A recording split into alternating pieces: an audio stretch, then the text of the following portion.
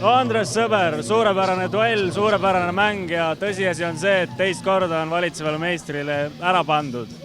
Mis su esimene emotsioon on? Emotsioon on võimas, ma ei oskagi öelda. Need on küll imemehed, need meie kollased poisid tead, et noh, jaksavad nii kaugele, kui ei olegi võimalik vahel jaksata, aga noh, vägev, ma ei oska midagi öelda.